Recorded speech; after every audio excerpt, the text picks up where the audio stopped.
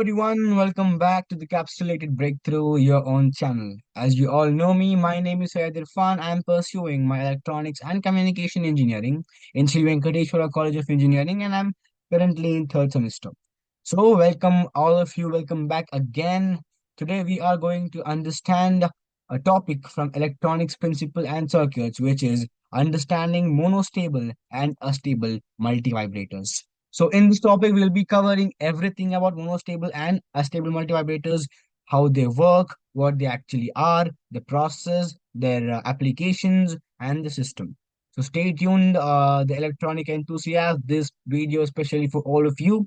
Moving on to the first slide of this is okay, the content one. Excel, exactly. If you've been following my videos, my first slide is always about the contents because we have to see what the graph has to tell. We have to see what we'll be reading, what we'll be knowing in the content. So content are as follows. We'll be exploring monostable multivibrators first, and then we'll be unveiling about the astable multivibrators, and then applications and comparison between these two multivibrators. Okay, next. First section that is exploring monostable multivibrators. Okay, so what are the monostable multivibrators? What does the definition tell? A monostable multivibrator, also known as a one-shot multivibrator, is a circuit with two distinct states, one stable and the other quasi-state. Okay, it remains in the stable state until triggered, after which it switches to the quasi-stable state after a specific period of time, returning to its initial stable. I know. I know that you guys haven't understood anything what I've read. So, for that purpose only, I am here to explain you. So, what does it has to tell? That multi-stable vibrator, monostable vibrator, multivibrator is nothing. They're just a circuit. Okay. At present, let us take a circuit at present, which is okay. So, I think I have to draw and show you now. So, a circuit at present it is in a stable state. Then the supply is applied, and once the supply is applied, this circuit goes to a state called as a quasi-state. Quasi-state is specially mentioned as available state in the monostable multivibrator only. It goes to the quasi-state, stays in the quasi-state for a particular period of time, and from there, it jumps into the initial stable state again. Got it? Initially, the monostable multivibrator is in the initial state where no other applications have been done. The power supply is applied to the voltage connection. As soon as the supply is applied, then it jumps on to the quasi state. And the quasi state, it stays for an initial period of time. And as soon as the time limit is done, we have to trigger. Yeah. Sorry, gentlemen. We don't supply the through the voltage, we have to trigger the stable state. This is the huge correction I've been doing. We have to trigger. I repeat, we have to trigger. Trigger in the sense we have to give the jaw of the trigger, and then this will jump to the quasi state, stays in quasi state for a particular period of time, and then jumps back to the initial stable state. Okay, so this is the definition and the total outlook of how a monostable multivibrator works. And now coming on to the operation of the monostable multivibrator. So what is the operation of this? When triggered, the monostable multivibrator produces a single output pulse of set duration, okay, making it invaluable in application, requiring a time delay or a pulse generation.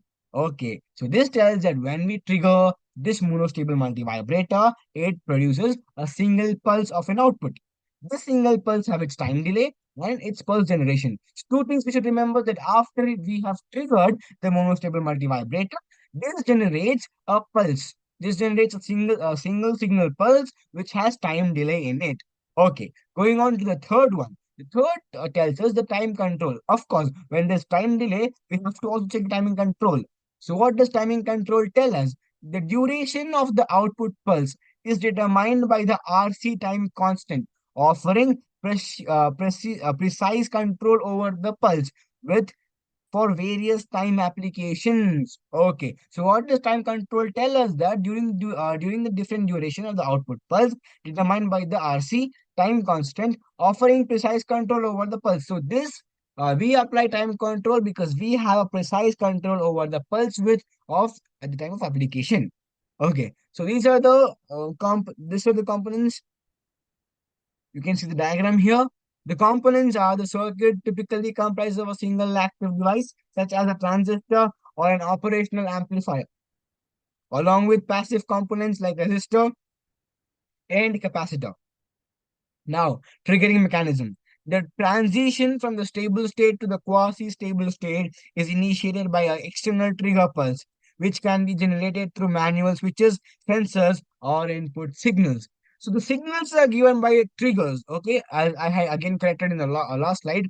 The trigger is a signal which has been given. Moving on to the next one, the applications of the monostable or multivibrators used in pulse generators, time delay circuits, and data synchronization applications.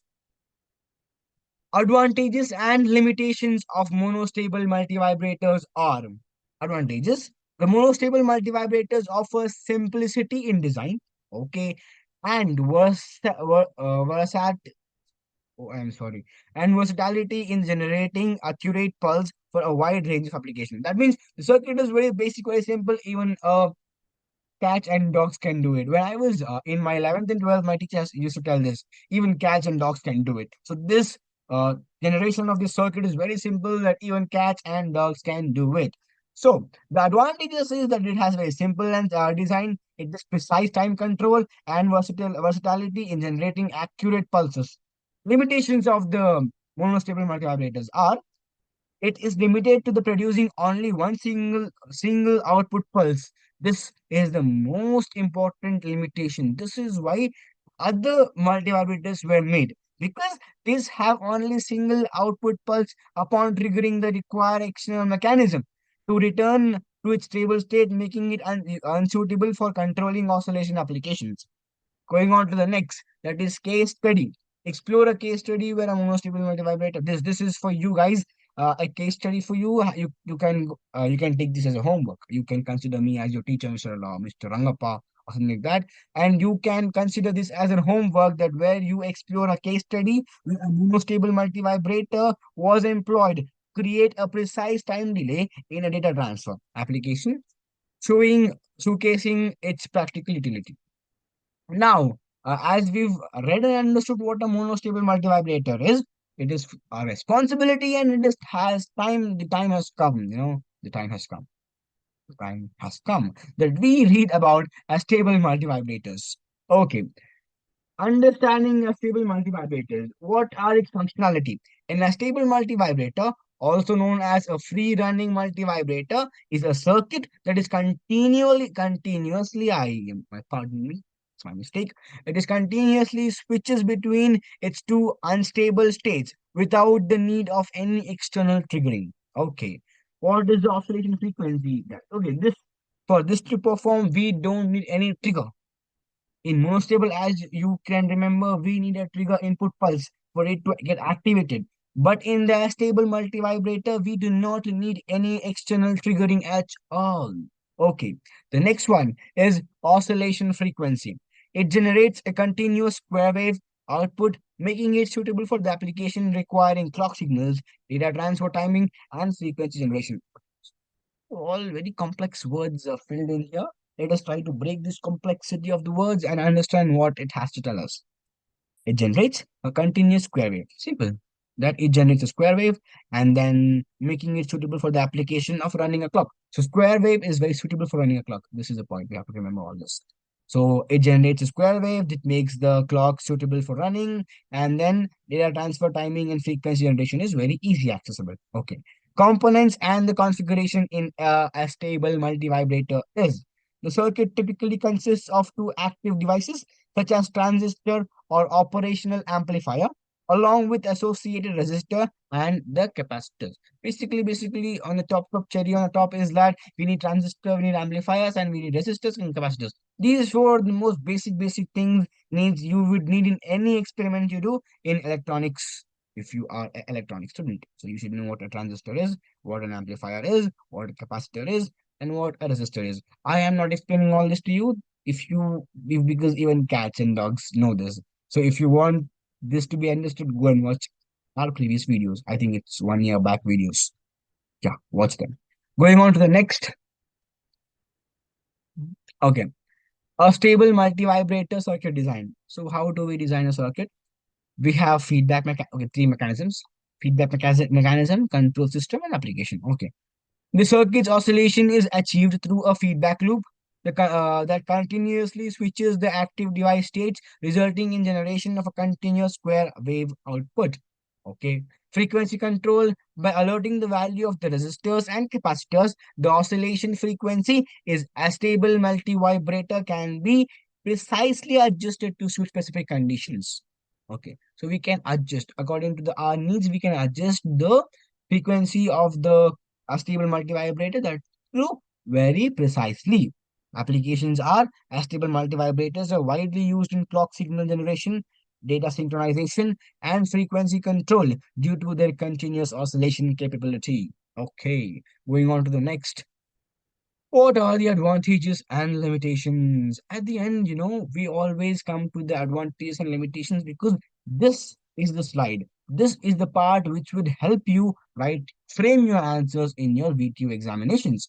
So these slides are very important because when we compare and study, we can clear our exams without backlogs. I hope so. Okay.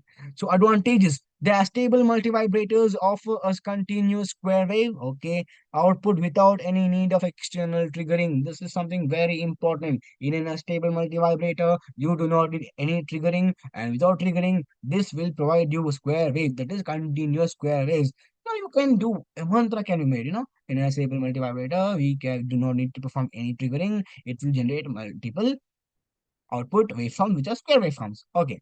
Then the making this ideal for application requiring a stable oscillation frequency. Blah blah blah. First point is the most important point. If you remember that point, that means you have got the whole video. You forget the whole video, it's okay. But you should remember that in monostable multivibrator, you have to give triggering. The triggering is given in the form of the input pulse. But in the stable multivibrators, no triggering is required, no external triggering is required. It gives a continuous output pulse, which is the square output pulse. Okay. Limitation of the stable multivibrators are, however, it lacks the ability to produce single controlled pulse and is unsuitable for the application requiring precise time control and time delay. Okay, so again, in the stable multivibrator, we have case study questions for you, my sweethearts, which is explore a case study where an stable multivibrator was utilized to generate clock signal in digital system, highlighting its significance in maintaining synchronization. Synchronization. Okay, practical applications of multivibrator. So we also have to go through this. Okay. What are the practical applications of the multivibrators, which are data storage and synchronization? Multivibrators play a crucial role in data storage, synchronization between components, and time control, digital systems, and communication interface. Clock signal generation and time control. You just have to read this, just go through this. This is nothing to explain, man. This is the applications of the multi-stable or all the multi-stable multivibrators. Okay. Comparing this slide is the game changer slide, very important slide. This is the comparison between monostable and astable multivibrators. Time functionality. Monostable multivibrators excel in producing single output. We have known the single pulse with precise timing. While the stable multivibrators are designed for continuous oscillation, we know it keeps generating continuous square waveforms, that is astable. In a monostable, it gives us the controlled single pulse output. Okay. Triggering mechanism. Monostable vibrator require external triggering to transition of the quasi state from the stable state, whereas the stable multivibrators does not require any triggering, any external trigger. Practical sensor scenarios which are explore practical not required. Okay, so again going back, these one and two here, these one and two slides, these are the very important, the time functionality and the triggering mechanism differentiation in these between a monostable and a stable multivibrator is very important. I request you to kindly go through again for the last time. I'll explain you in a monostable multivibrator. It generates only single pulse, which is very controlled pulse with precise timing, but generates only one single pulse. Whereas in a stable multivibrator, it generates multiple continuous oscillations, which are the square waves, and clock generation, signal generation is produced. In the triggering mechanism, Monostable multivibrators require an external trigger for its stable state to go to a quasi state, from a quasi to stable state, the vice versa. But whereas in an unstable multivibrator, there is no external trigger required. I hope you've understood this. If you've understood these two main points, that means I have received heaven. Okay. If you understood these 2 points, that means the ideology behind me making this video has come to a success. If you not understood this, guys, please go behind the replay and go through what I've told you, what's written into the slide, and try to understand, because these are the main points of these whole stable multi vibrators. I hope you've understood. That is all for today's video. Until next time, all to all the electronic enthusiasts, keep interested, be interested in the electronic field. Until next time, see you. Sayonara.